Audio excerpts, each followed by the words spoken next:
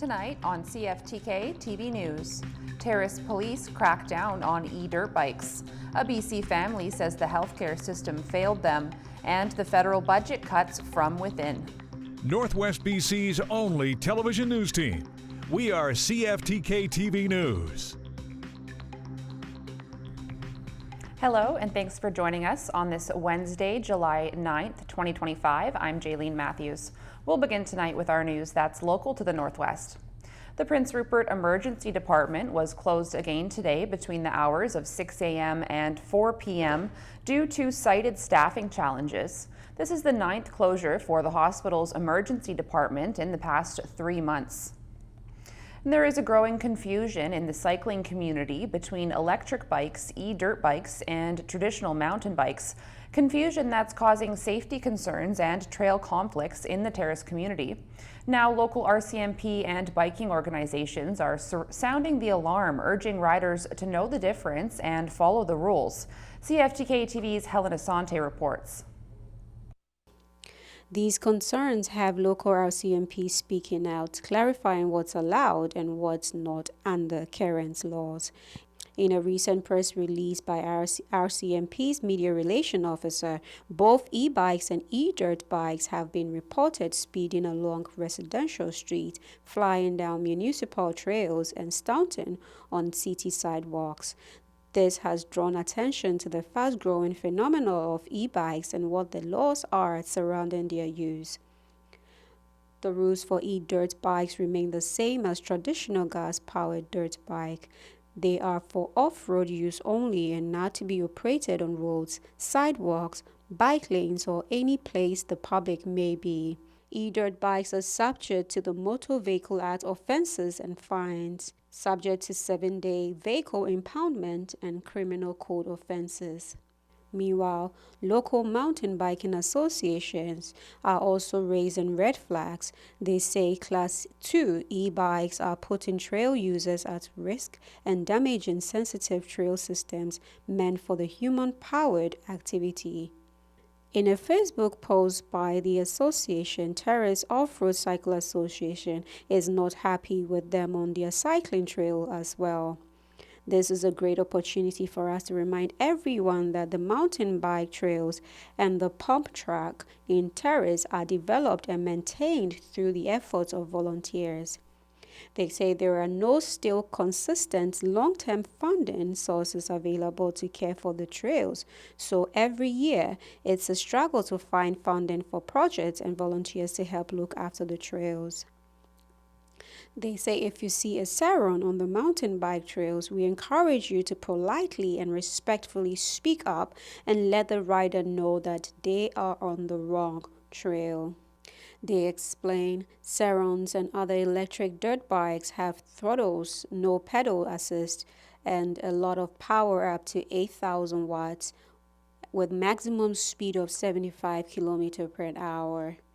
As the popularity of e-bikes continue to rise, clear understanding and responsible riding will be key to sharing the road and trails safely. We will bring you more coverage and updates as we hear back from both the RCMP and Biking Association. The province of BC recently released the list of communities that will be benefiting from funding provided by the 2025-2026 edition of the BC Air Access Program, and several northern communities appear on the list. The most notable include Smithers, who will get $35,000 to create a facility master plan for their airport. Burns Lake is receiving over $802,000 to upgrade their airport's fuel system, and Vanderhoof is set to get over $366,000 to widen their airport's runway. Other notable recipients include Dawson Creek receiving over $90,000 to repair their airfield lighting, and Prince George being given over $469,000 to upgrade their runway lighting. Last fall, the City of Terrace sought out the feedback of the local population so that they could get an update to their official community plan to the liking of the residents. The city has since confirmed that 3 main themes have emerged from the feedback, those being the love residents have for the downtown area, the outdoors, and an affinity for parks. And while those trends are the early subjects to emerge from their feedback collection, the city will continue looking to hear from residents for at least the next few months.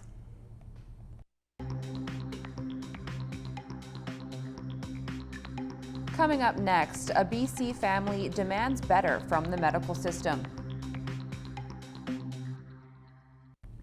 The BC Wildfire Service says there will be no longer any so-called wildfires of note in the province after a fire burning north of Lytton loses that classification today.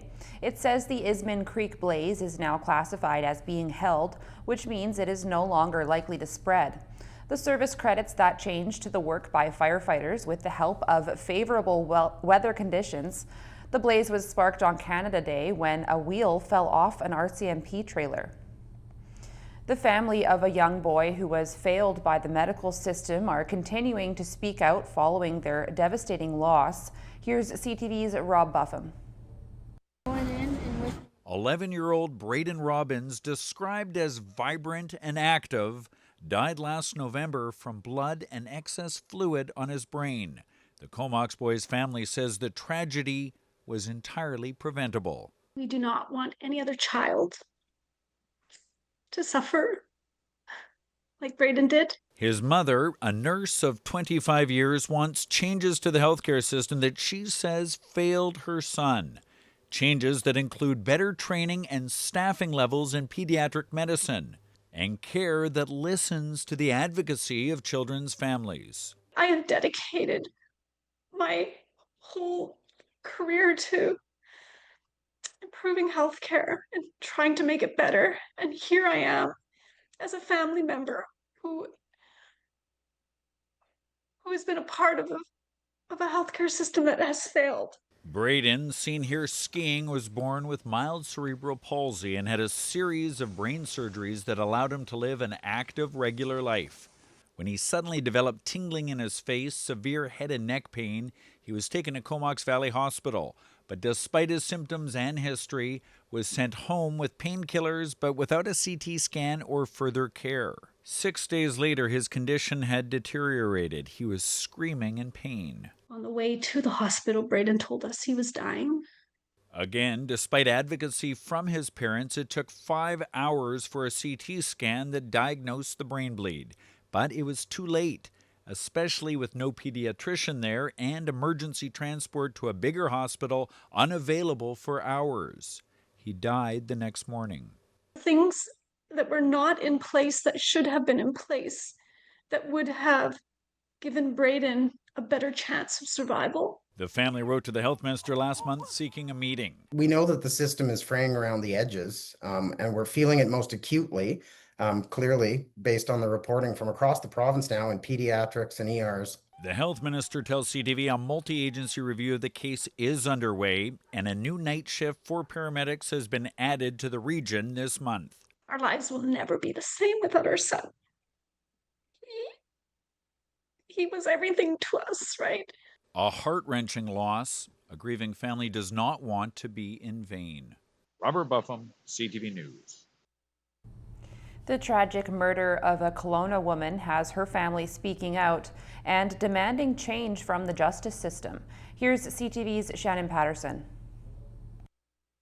32-year-old mother of two, Bailey McCord, had been estranged from her own mom for over a decade. But that changed in May as she was fighting a family court battle with her estranged husband, James Plover. She reached out to me on Mother's Day crying, like, I need you, Mom. I need help. Nobody's listening to me. Nobody cares. Nobody's doing anything. I need you. McCourt was in the process of moving into her mom's Kelowna home with her 9- and 3-year-old daughters last Friday when she learned Plover had been convicted of 4 counts of assault by choking and uttering threats in a domestic violence case. They sent her the judgment that he was guilty on all counts, so she was happy. That same afternoon, McCourt and a friend were beaten with a hammer in a Kelowna parking lot. After a brief pursuit, James Plover was arrested and charged with second-degree murder for allegedly killing his estranged wife. When I read she was able to run and trip, I can't imagine the fear. I watched that fear every day. And falling to the ground and knowing that's it. That's it. McCourt's mom doesn't understand how Plover wasn't held in custody after his convictions. She says Bailey had feared for her life for months, and the courts didn't protect her. This is not the first time something like this has happened. It has happened way too many times. It's absolutely sickening. Should never have happened. They were convicted of violent crime, not just charged and innocent until proven guilty. They were guilty. And this is absolutely horrific. It's unacceptable. The BC Conservatives are calling for a coroner's inquest into the circumstances leading up to McCourt's murder. It's just clear that there were so many gaps that ultimately led to this brutal murder that robbed a family of their loved one, robbed a community, robbed a person of their life. And I think as British Columbians, we can't let this just be another file that gets swept under the rug. This is Bailey Teddy from when she was growing up. Karen Fair also wants change as she mourns a daughter who was ripped from her life just months after re-entering it. You know, I'm just going to spend my days just remembering who she was. Shannon Patterson, CTV News. Turning to the weather, the sun rose at 5:10 a.m. this morning in the northwest and sets at 10:07 p.m. tonight. Tonight on the north coast, expect conditions to be a bit cloudy with a low of 9 degrees. Over the next few days on the north coast, expect some rain and periods of rain, overcast weather until Monday when the sun might come out. Daily highs between 15 and 16 degrees, overnight lows between 11 and 12 degrees. Tonight in the Terrace-Kitimat area, expect it to be partly cloudy with winds from the south at 20 kilometers an hour, becoming light this evening, a low of 10 degrees. Over the next few days on the Terrace-Kitimat area, expect a mix of sun and clouds tomorrow, then the rain to come back for a couple days. Daily highs between 13 and 22 degrees, overnight lows between 11 and 13 degrees.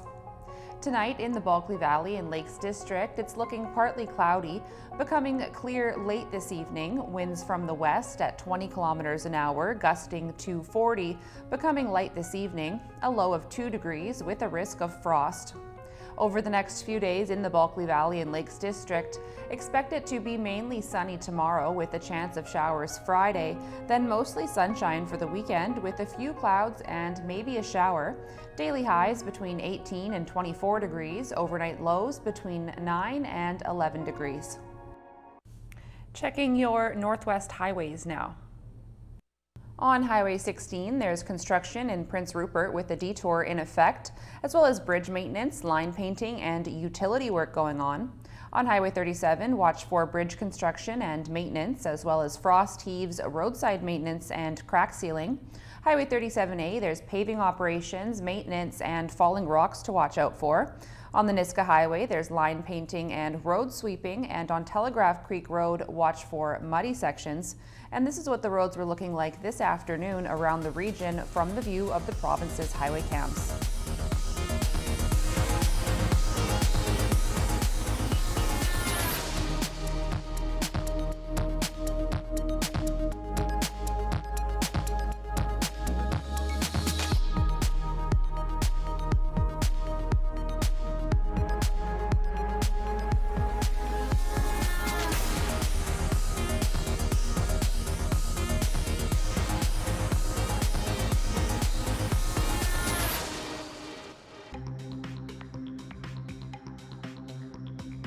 Still to come, a federal crackdown on Amazon.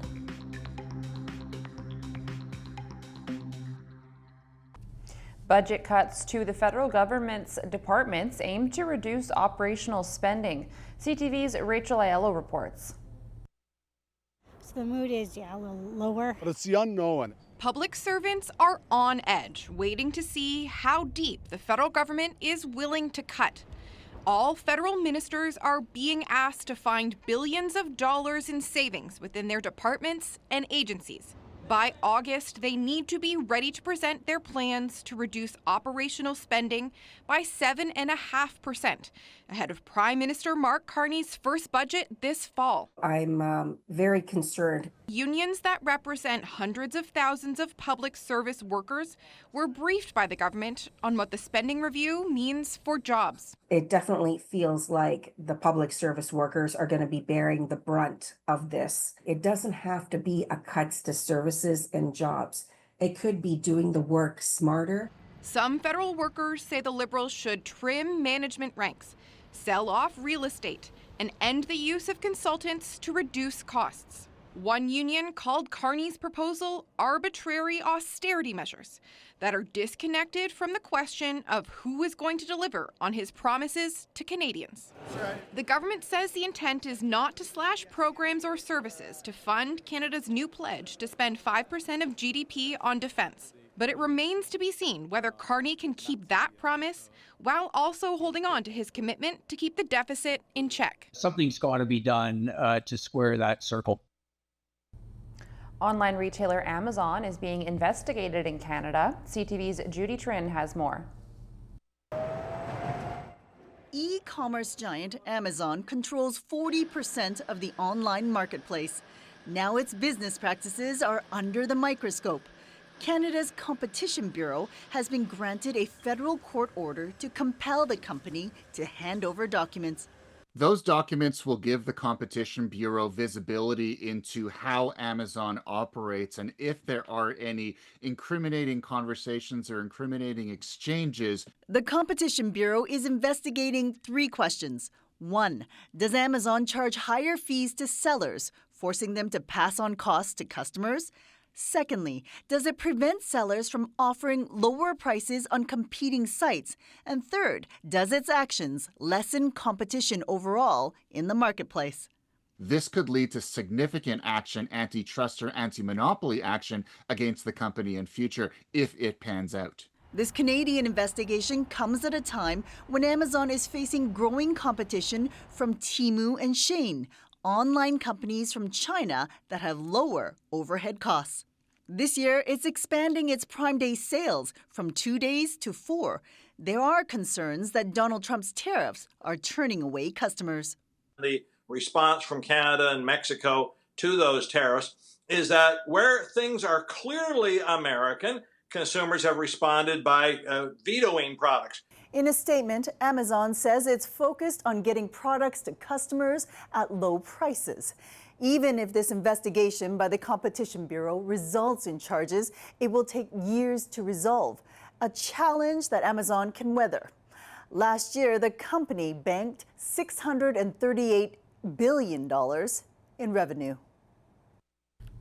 Turning to the markets now, strength in the basic materials sector helped Canada's main stock index finish higher, while U.S. stock markets rose.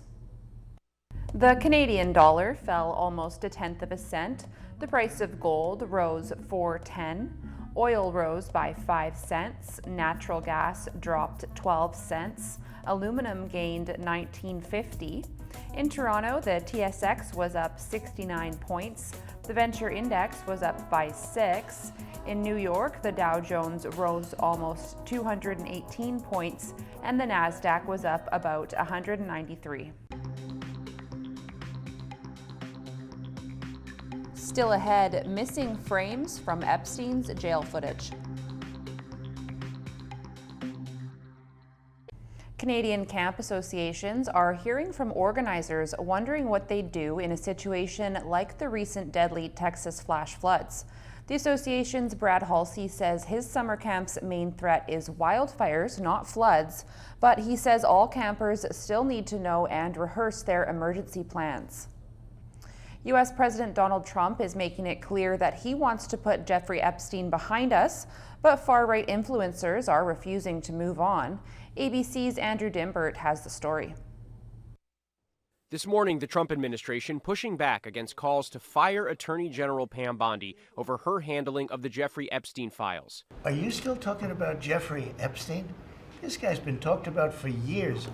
A Justice Department report this week revealed the accused sex trafficker did not keep a secret so-called client list, seemingly contradicting Bondi's statement earlier this year that she had Epstein's list in her office. It's sitting on my desk right now to review. Bondi now clarifying that statement, saying she was taken out of context. My response was, it's sitting on my desk to be reviewed, meaning the file along with the JFK, MLK files as well. The Justice Department report also confirming Epstein died by suicide. Investigators saying the conclusion that Epstein died by suicide is further supported by video footage from where Epstein was housed. But some critics raising questions about that footage, pointing to a jump in the timestamp from 11:58:59 to midnight.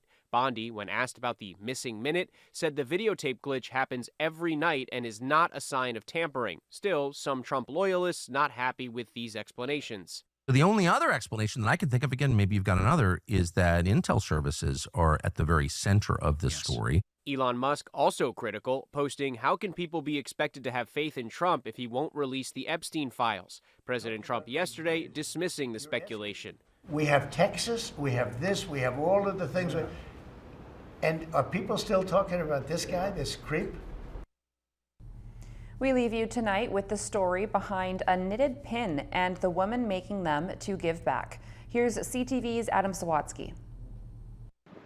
To appreciate why Birgitta wears one particular pin wherever she goes, and I have been knitting them now for 3 years. We need to go back 80 years to the Second World War when Birgitta was awoken by a bang. The bomb came and blew our windows out. Before a large crowd gathered to gawk at the aftermath, little Birgitta and her brother were alone, facing flames rising from a hole in their bedroom floor. And I said, I can't move. It was just fear. You were stuck with fear. Absolutely stuck with fear. Although her brother was just 2 years older, he ran to her rescue. And so he held my hand and we walked out.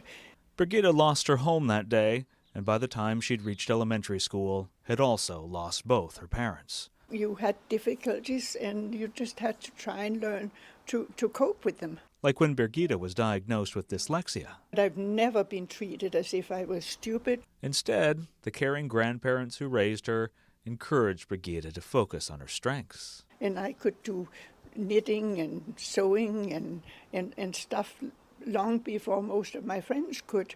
That support not only inspired Birgitta to pursue her passion professionally, it motivated a lifetime of volunteering to help others facing adversity. Yeah, I don't like things that are not fair. So, when she saw what was happening in the Ukraine and thought of the girls experiencing war like she once did, if I can raise a bit of money by doing a little bit of something else, then why on earth wouldn't I? But Birgitta never imagined her little handmade flags would end up raising a lot of money for the Red Cross in Ukraine. I think I must be pretty close to having raised $20,000. And the 87-year-old has no plans to quit, because like her big brother's bravery, like her grandparents' unconditional loving, Birgitta is determined to make a positive difference in the lives of others. We all have things that we can do. It may not be something that's earth-shaking, but at least you've tried to do something. Adam Sawatsky, CTV News, Saanich. That's our news for now. For more local news, visit us at cftktv.com or subscribe to our YouTube page. We'll be back tomorrow. Thanks for watching.